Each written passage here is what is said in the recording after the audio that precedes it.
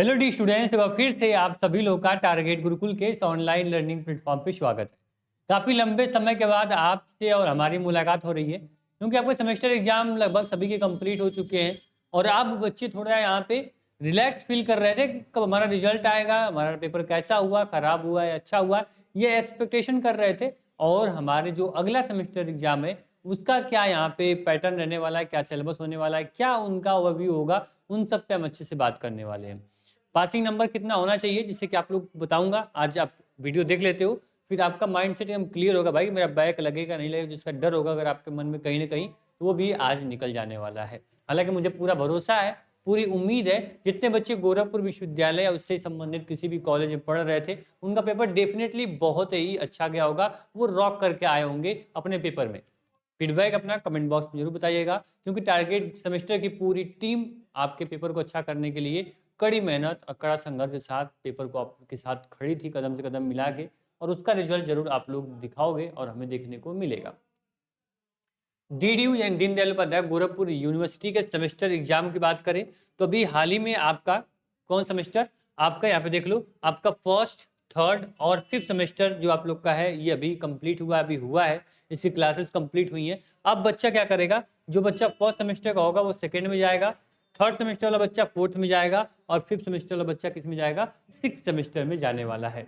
Clear, ये तो सबको पता होगा। अभी आप लोग के रजिस्ट्रेशन की डेट आएगी कि आप लोग अगले सेमेस्टर में अपना रजिस्ट्रेशन कर लो, तो आप लोग कर लीजिएगा, आएगी मैं आपको बताऊंगा। ठीक, उसके पहले जान लो कि आप लोग का जो सेकेंड और फोर और सिक्स सेमेस्टर की जो आपकी क्लासेस हैं वो कब से शुरू होने वाली हैं। तो आपको बता दें, गोरखपुर विश्वविद्यालय ने यहाँ पे ऑफिशियली तौर पे यहाँ पे एलएलबी, ठीक है, एलएलबी, और यहाँ पे आप देखोगे तो बीए एलएलबी की जो यहाँ पे डेट शीट है, जो मतलब डेट शीट मीन्स यानी आपके सेमेस्टर क्लासेस का जो शेड्यूल है वो जारी कर दिया है। इसी प्रकार से बीए, बीएससी, बीकॉम सबकी शेड्यूल आ गए हैं, एक बार अपने डिपार्टमेंट से कांटेक्ट कर लीजिए। और लगभग 20 तारीख के बाद, यानी 20, आप देखोगे 20 जनवरी के बाद से आप लोगों का क्या होने वाला है, आपके सेमेस्टर की क्लासेस क्या होने जा रही है, शुरू होने जा रही हैं। तो 20 जनवरी के बाद से आप लगभग किसी का 24 से, किसी का 25 से, किसी का 26 से क्लासेस आपकी शुरू हो जाएंगी। अप्रॉक्स ये मान के चलिएगा फर्स्ट वीक ऑफ फेब में किसी भी कोर्स, ऐसा कोई कोर्स बचेगा नहीं जिसकी क्लासेस न चली हो।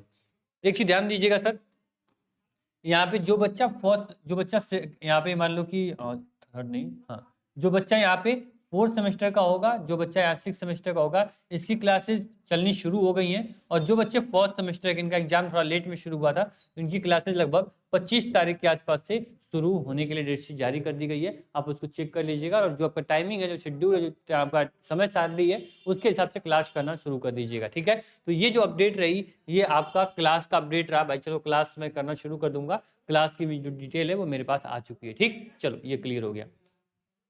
इसके बाद पास होने के लिए कितने नंबर चाहिए, आपको ये भी जानना जरूरी है। तो पास होने के लिए कितने नंबर चाहिए, तो आपको पता है कि सर 75 + 25 में आपका एग्जाम जो था वो आपका कराया गया था, टोटल नंबर 100 था। ठीक, आप लोग क्या कहाँ पे एग्जाम दे रहे हो, आपको पता होना चाहिए। एनईपी के अंतर्गत पूरा डेड्यू आता है, यानी आप किसी कॉलेज में पढ़ रहे हो या फिर मेन कैंपस में पढ़ रहे हो, न्यू एजुकेशन पॉलिसी के तहत ही आपका एग्जाम कराया जा रहा है। आपका सिलेबस, आपका पैटर्न, सब कुछ, आपका पासिंग नंबर, सब क्राइटेरिया एनईपी के तहत बनाई गई है। ठीक, इसके बाद करेंगे जो आप लोग, जो बच्चे 75 है, यानी कि आप लोग का ये क्या है, ये आपका थ्योरी पेपर था सर, क्या है, ये आपका थ्योरी पेपर था। ओके, ये आपका थ्योरी था, ये आपका क्या था, ये आपका प्रैक्टिकल था। ठीक है, ये आपका प्रैक्टिकल था।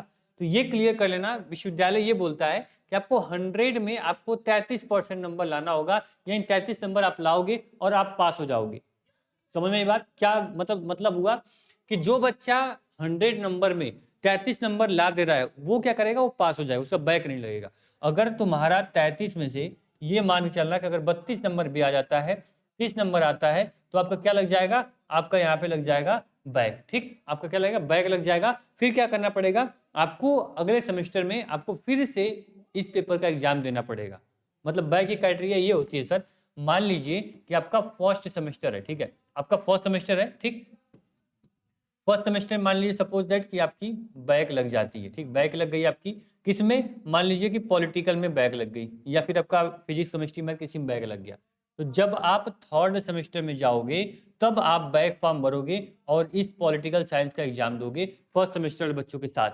ठीक है, जितने मान लीजिए 2 पेपर बैक लगा, दोनों का पेपर आप बैक फॉर्म भरोगे और आपको क्या देना पड़ेगा, आपको फर्स्ट सेमेस्टर में इसका एग्जाम देना पड़ेगा। इसी प्रकार से जो बच्चा होगा, जो बच्चा मान लो कि इस समय थर्ड सेमेस्टर में उसका बैक लग गया है, तो वो जब जाएगा यहाँ पे मान लो कि थर्ड में है, तो वो फिफ्थ में जब जाएगा तब वो अपना क्या करेगा, अपना बैक का फॉर्म भरेगा। जो बच्चे का फिफ्थ में बैक लग गया उसके लिए दिक्कत होती है, उसको डिग्री नहीं मिलती है, क्योंकि जब वो आप थर्ड ईयर आप पास कर लोगे तो जब अगले सेमेस्टर का, जब थर्ड सेमेस्टर का या फिफ्थ सेमेस्टर का जब फॉर्म आएगा तब आप अपना बैक फॉर्म भरोगे, तो 1 साल बाद आपकी डिग्री मिलेगी, पास होने वाली डिग्री 1 साल बाद मिलेगी। तो ये कोशिश किया जाता है जो बच्चा फिफ्थ सेमेस्टर में है या सिक्स सेमेस्टर में है उसको किसी भी कीमत पे बैक से बचना चाहिए, मेरा ये ओपिनियन होता है, क्योंकि बैक लग जाएगी तो फिर किसी भी यूनिवर्सिटी में आपको एडमिशन नहीं मिलता है जब तक आपकी पूरे सब्जेक्ट क्लियर नहीं होते। ठीक, जिसका मान लीजिए फर्स्ट में लगता है कोई टेंशन की बात नहीं यार, ठीक है, उसे लगनी नहीं चाहिए, लेकिन अगर उसके बाद भी लग जाती है किसी मिस्टेक से तो फर्स्ट का बैक आप थर्ड में क्लियर कर लोगे, थर्ड का बैक फिफ्थ में क्लियर कर लोगे, आपके लिए टेंशन की बात नहीं है, इसको लेकर बहुत बड़ा टेंशन नहीं लेना है। अब देखो यहाँ लखनऊ विश्वविद्यालय की एक छात्रा थी, उसका पेपर खराब हुआ, सुसाइड कर ली। तो इस टाइप के अटेम्प्ट को करने से पहले मैं सोचता हूँ क्या उनके माइंड में चलता होगा, या तो रीजन कुछ और रहा होगा। अब हम सेमेस्टर को इतना बड़ा बना देंगे हम, तो फिर लाइफ में इतनी बड़ी बड़ी चुनौतियां, इतने बड़े बड़े जो हमारे सामने जो संघर्षशील जो दिन आने वाले हैं उसको कैसे हम झेल पाएंगे। तो छोटी बड़ी चीज़ों से हम परेशान हो जाते हैं, वो अच्छी बात नहीं है। और हमेशा हम स्टूडेंट्स को यही बोलते हैं कि जब तक आपका टारगेट सेमेस्टर है, टारगेट गुरुकुल है, किसी चीज़ की टेंशन नहीं लेनी। मान ली सपोज दैट आपने पेपर छोड़ दिया फर्स्ट सेमेस्टर का, तो थर्ड में देना ना यार।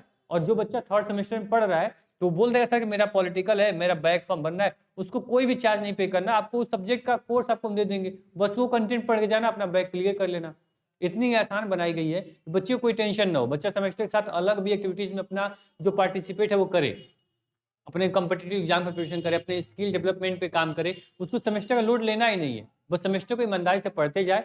सेमेस्टर का सिलेबस है वो बहुत ही अच्छा है, बहुत ही बेहतरीन है। एनईपी ने जो आपका सिलेबस बनाया है ये सोच समझ के बनाया है कि बच्चे को फ्यूचर ओरिएंटेड हम नॉलेज दे रहे हैं, को करिकुलर एड किया गया क्योंकि बच्चों को एक्स्ट्रा नॉलेज मिले, है ना। तो इसलिए आप पढ़ो ईमानदारी से, और एग्जाम कैसा होगा, पेपर कैसा होगा, उसकी टेंशन नहीं लेनी होती है, ठीक है।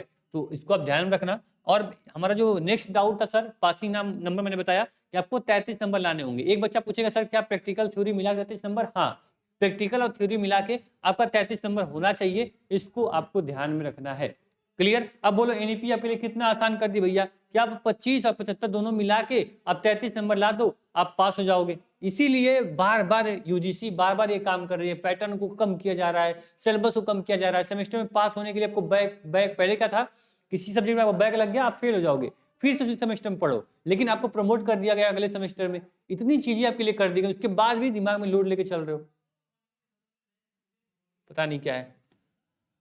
अब आता है सर कब आएगा फर्स्ट, थर्ड और फिफ्थ सेमेस्टर का रिजल्ट की बात करें तो जो आपके रिजल्ट की बात करें, ये रिजल्ट आपका फैब में आएगा, मतलब लगभग 1 मंथ का आपको टाइम मिलता है, 1 मंथ आपका टाइम लगता है और आप लोग का रिजल्ट डिक्लेयर कर दिया जाता है। तो 1 मंथ यानी कि आप मान चलना कि जनवरी तक तो आपके एग्जाम ही चले हैं सर, ठीक है। तो फैब मिड तक आपका क्या होगा, फैब मिड तक आप जाओगे सेकेंड वीक में, तो आपके रिजल्ट जो होंगे वो आने शुरू हो जाएंगे। और इसका इंतजार हमें भी बहुत बेसब्री से रहता है, क्योंकि स्टूडेंट्स हमारे होते हैं, हमारे पढ़ाए हुए छात्र हैं, तो मैं भी एक उम्मीद के साथ बैठा होता हूँ कि हर बच्चे का अच्छा सीजीपीए आए, अच्छा रिजल्ट आए, जिससे कि हम भी उसको सेलिब्रेट कर पाए और बच्चे तो सेलिब्रेट करेंगे ही करेंगे, ठीक है। तो फैब सेकंड और थर्ड वीक का इंतजार हमें भी होगा और आपको भी तो डेफिनेटली होना चाहिए, ठीक है। तो ये हो गया। बाकी जो आपका सेकंड सेमेस्टर, फोर्थ सेमेस्टर और सिक्स सेमेस्टर का रिजल्ट क्या होगा, पैटर्न क्या होगा, इस पर हम क्लियर वीडियो बनाएंगे। एक बार हम जाने वाले विश्वविद्यालय जाके एग्जामिनेशन डिपार्टमेंट, जैसे हमारी बात होती है, वार्तालाप होती है, मीटिंग होती है, उसके फाइनली जो भी यहाँ पे ओवरव्यू रहेगा आपको हम दे देंगे। अभी मान चलना कि आपका एग्जाम जो होगा वो मई फर्स्ट वीक या सेकंड वीक से एग्जाम होने हैं, उसके पहले भी हो सकते हैं, मैं क्लियर करके बता दूंगा आपको, ठीक है।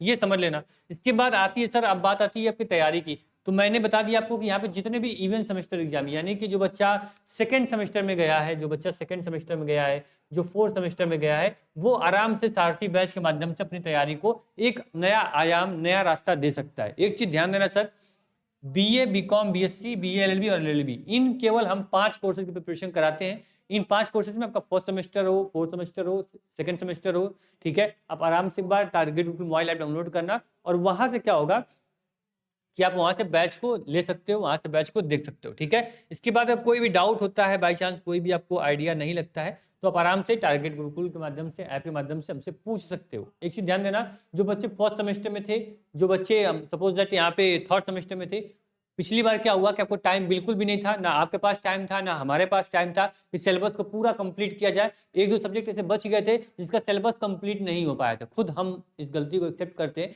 क्योंकि होता क्या है सर, अक्टूबर में आपकी क्लासेस शुरू हुई, क्लासेस आपके मेन कैंपस में, और उसके बाद सिलेबस में काफी यहाँ पे प्रॉब्लम थी, क्योंकि इसके पहले यहाँ पे सीबीसीएस पैटर्न पे पेपर होते थे, इस बार एनईपी पहला साल था, तो एनईपी का नया सिलेबस भी हमें लेना था, सिलेबस के अकॉर्डिंग पढ़ाई करवानी थी और आपको करनी थी। तो अक्टूबर लास्ट में हमें सिलेबस मिला और नवंबर दिसंबर में एग्जाम हो गया, मात्र 1 से 1.5 महीने का समय मिला और 6 महीने का सिलेबस हम कैसे कवर करते। ठीक है, तो इस बार क्या है, अच्छी बात है, इस बार अगर हमारा रिजल्ट उतना बेटर नहीं आता है तो हम अगले सेमेस्टर में और बेटर करने की कोशिश करेंगे, क्योंकि इस बार समय हमारे पास है, हमारे पास 3 से 4 महीने का पूरा समय दिख रहा है और आराम से पूरे सिलेबस को कंप्लीट करेंगे और रिवीजन भी करेंगे, क्वेश्चन प्रैक्टिस भी करेंगे। तो आइए, आपका स्वागत है आपके साथी बैच के अंदर, और आपका पैटर्न एमसीक्यू होगा, थ्योरी होगा, उससे हमें मतलब नहीं है, आपका जो पूरी तैयारी है वो कराने की जिम्मेदारी बस हमारी है। ठीक, देखो यहाँ पे आपको पूरा एमसीक्यू का पूरा आपको पीवाईक्यू के साथ आपको क्या मिलेगा, पूरा आपको पेपर सेट मिल जाएगा, आपको class notes and PDF expected questions मिल जाएंगे, सपोर्ट ग्रुप मिल जाएगा, कंप्लीट यूनिट कवर मिल जाएगा,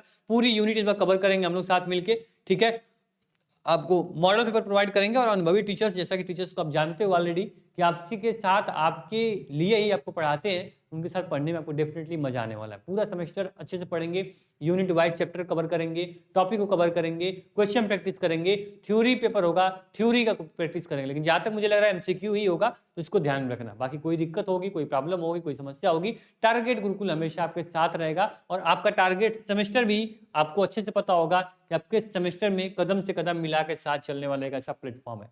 ठीक है, तो टारगेट सेमेस्टर को सब्सक्राइब नहीं किए हो, डेफिनेटली कर लेना, क्योंकि आपके सेमेस्टर की तैयारी अब टारगेट सेमेस्टर की जिम्मेदारी। ठीक है, तो आप एकदम आराम से इसको सब्सक्राइब कर लीजिए, डिस्क्रिप्शन बॉक्स चेक कर लेना, आपका व्हाट्सएप ग्रुप बना दिया गया है सेकेंड सेमेस्टर फोर्थ सेमेस्टर के लिए। आपका चैनल फिर से आपके सिलेबस को अपलोड कर रहा है, जो भी आपके नए सिलेबस हैं सेकेंड का फोर का, उसको देख लीजिए सिलेबस क्या है, और जो भी इंपॉर्टेंट क्वेश्चन होंगे, टॉपिक होंगे, हम टारगेट सेमेस्टर पे डेफिनेटली अपलोड करने वाले हैं।